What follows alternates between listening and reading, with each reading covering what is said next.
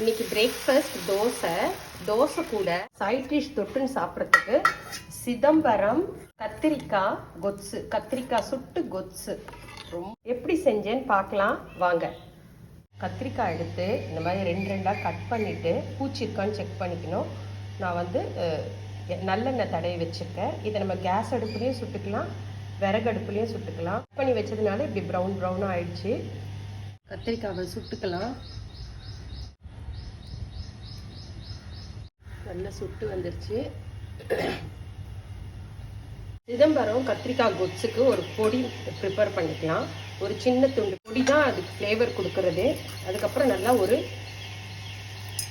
ஒரு table spoon கடலைப்பருப்பு, நல்ல ஒரு கைப்பிடி அளவு தனியா தான் ஃப்ளேவர் கொடுக்கும். நல்லா நிறையவே போட்டுக்கலாம். நான் இன்னும் கொஞ்சம் கூட போட்டுக்கிறேன். தனியா 2 வத்த மிளகா, உங்களுக்கு காரம் கூட வேணும்னா கூட வச்சுக்கோங்க. ஒரு 10 போல வெந்தயமும் நல்ல மணமாக இருக்கும் வறுத்ததுக்கப்புறம். இந்த தனியா தான் நல்ல ஃப்ளேவர். கூட கொஞ்சம் கருவேப்பிலை.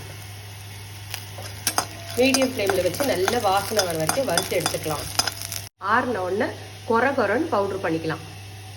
கத்திரிக்காய் சுட்டு வச்சுருந்தோம் இல்லைங்களா, அதில் அந்த மேலே இருக்கிறது அந்த தோலெல்லாம் எடுத்துட்டேன், அந்த கருப்பாக இருக்கிறது. இப்போ இதை நல்லா மசிச்சு விட்டுக்கலாம்.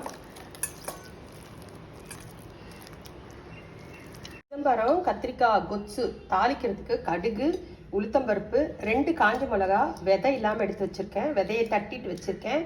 அதுக்கப்புறம் கருவேப்பிலை, அப்புறம் சின்ன வெங்காயம் ஒரு 15-20 சின்ன வெங்காயம், ஒரு மீடியம் சைஸ் தக்காளி. கடாய் வச்சு 2 டேபிள் ஸ்பூன் எண்ணெய் விட்டுருக்கேன். இப்போ எல்லாத்தையும் தாளிக்க ஆரம்பிச்சிடலாம். கடுகு, உளுத்தம்பருப்பு, காஞ்ச மிளகா, கருவேப்பிலை சேர்த்துக்கலாம். வெங்காயத்தை சேர்த்து வதக்கிக்கலாம். தக்காளியை சேர்த்துக்கலாம். மசிச்சு வச்சிருக்க கத்திரிக்காவை போட்டு வதக்கிக்கலாம். மஞ்சள் சேர்த்துக்கலாம். உப்பு, கொஞ்சமாக சின்ன எலுமிச்சம்பழம் அளவுக்கு புளி கரைச்சி வச்சுருக்கேன். இந்த வதக்கிறதுல நம்ம ஊற்றிப்போம். புளி ஒரு கொதி வரட்டும். கொஞ்சம் தான் ஊற்றணும். ஒரு 1/2 டம்ளர் தண்ணி ஆட் பண்ணிக்கிறேன். புளியோடு கொதிக்கட்டும். வறுத்து அரைச்சி வச்ச பொருள் இதை ஆட் பண்ணிக்கலாம். நல்லா கலந்து விட்டுருவோம். ஆத்தென்டிக் சிதம்பரம் சுட்ட கத்திரிக்காய் கொத்ஸு ரெடி ஆயிடுச்சு.